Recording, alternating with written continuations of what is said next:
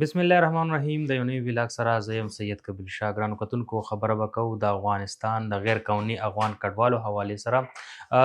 څو ورځې وړاندې مخکې سی سی پي او ډاکټر میا سید یو خپل پولیس اهلکارو ته یو نوټیفیکیشن جاری کړی چې په کوم کې ډاکټر میا سید واضحه کلیام خپل وینا کړې وه چې کوم غیر قانوني افغان کډوال زی یا مهاجرین په بارډر باندې اوړي نو څه قسمه رشوت که پولیس اهلکار علي نو د هغې خلاف به د پولیس قانوني کاروایی کیږي.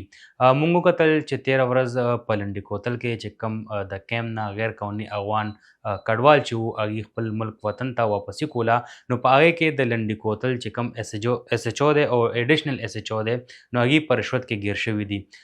دغه رشوت یې ولې اخیستی دی او په دغه رشوت باندې بیا دغه شکایت چا درج کړی دی، کوم ځای ته تللی دی.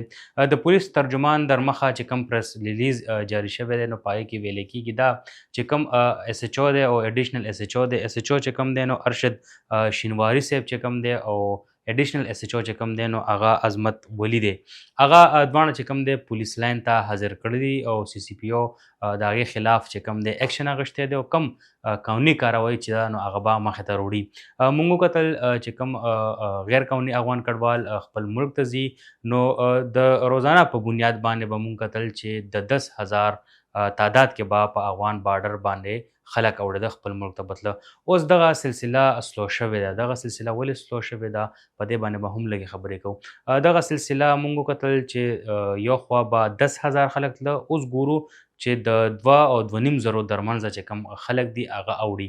دغه خلک دغه سیستم چې کوم دی سلو شوی ولې دی ځکه چې کوم د حمزه بابا مزار دی هغې سره چې کوم کیمپ دی په لنډي کوتل کې نو هلته کې ویلی کېږي دا چې دومره کیپیسټي یا دومره ځای نشته دی چې په هغې کې کوم غیر قانوني افغان کډوال دي چې د هغوی له رهایش ورکړي او بیا هغه کسان چې کوم خپل ملک افغانستان ته ځي چې هغوی خپل ملک ته واړوي.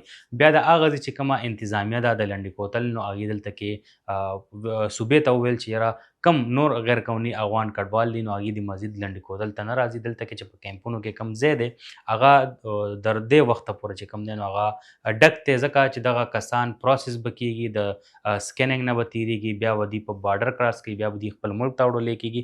یو خوا موږ وګورو چې 10 جولای چې کوم ډیډلاین و د افغان کډوالو نو هغه هم تېر شوی دی. نن که موږ تاریخ وګورو 18 تاریخ دی. په دغه یو څو ورځو کې موږ ګورو لګیا یو چې د پولیس لخوا کمې چاپې لګي.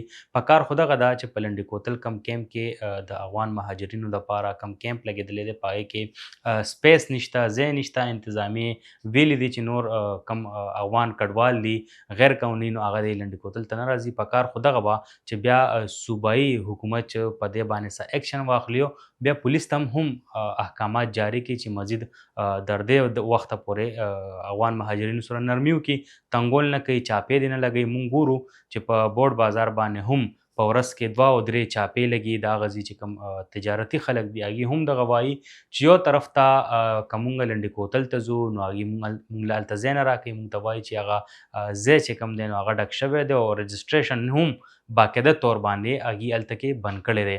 نو یو خوا را باندې رجسټریشن بندوي، بل اړخ ته چې کوم دی نو دوی وایي چې تاسو خپل ملک افغانستان ته لاړ شئ. نو په کار خو دغه ده چې صوبایي حکومت او د لنډي کوتل چې کومه انتظامیه ده چې هغوی خپل منځ کې کښېني، په دې باندې یو میټینګ وکړي. هغې نه بعد دغه چې کوم غیر قانوني افغان کډوال دي یا تجارتي خلک دي هغه د خپل ملک ته ولېږلي.